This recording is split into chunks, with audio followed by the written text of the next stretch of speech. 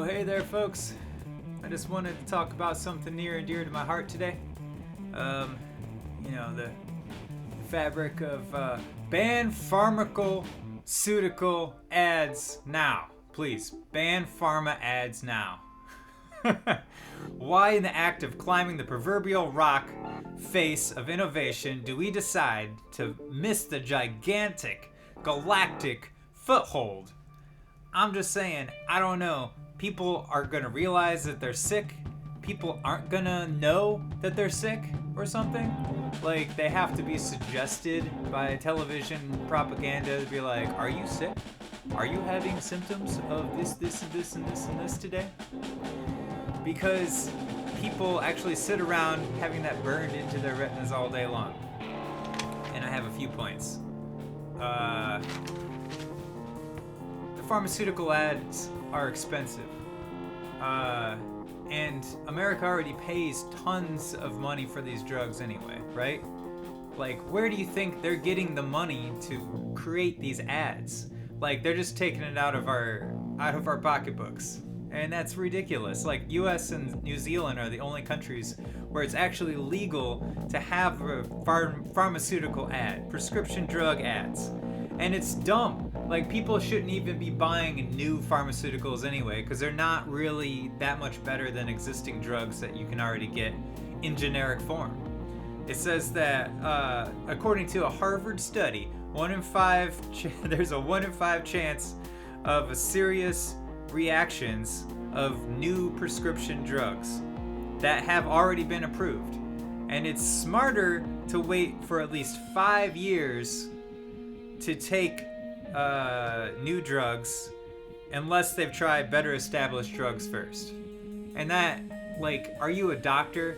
Like, why would you have a system where you have people going to school for 8+ years to get pharmaceutical degrees, to get doctorate degrees, to get any kind of degree to say and like to have an authority of, okay, I am like actually able to tell you and diagnose you of what you have so that I can give you something to help you. Whereas a pharmaceutical ad on TV, they don't have cigarette ads on TV. They don't have liquor ads on TV. They don't have marijuana ads on TV, but they have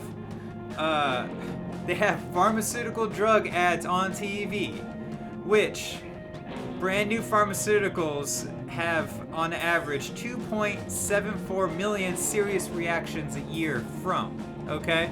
And 128,000 people die from pharmaceuticals every year. Over the last 35 years, independent reviews have seen only a small 11 to 15% of new drugs have any significant advantages over existing better-known, usually generic drugs, okay? So why aren't we just listening to doctors? There was a day, alright, so this is a great story that I remember waking up in Whitefish, Montana, went to the train station that morning to get on a train to come back to Ohio. And I walk in, and the whole place looked like just, depression critters were just like latched to people's heads, and there was just like a gray fog in the train station waiting area. And then right underneath the television that had like pharmaceutical ads just blaring, like there was a piano sitting there, and it was just like calling magnet to my like pulse rate increasing.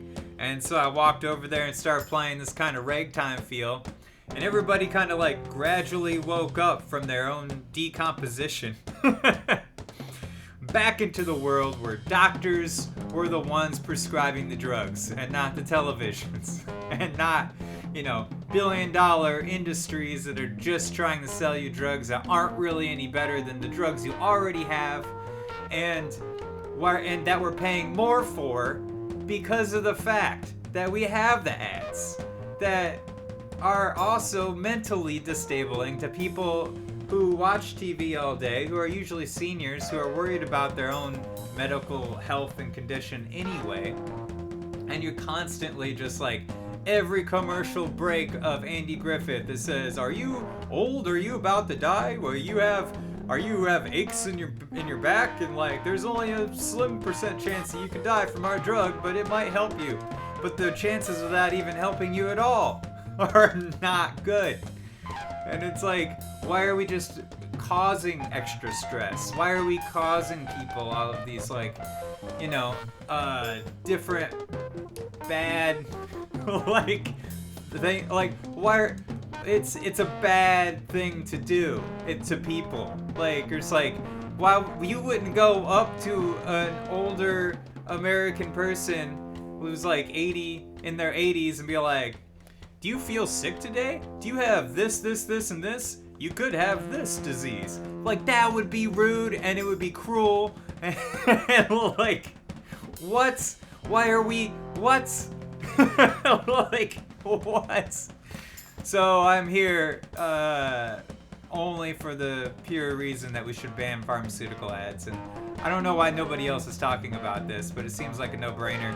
It seems like, what? I don't understand. I don't understand any of this.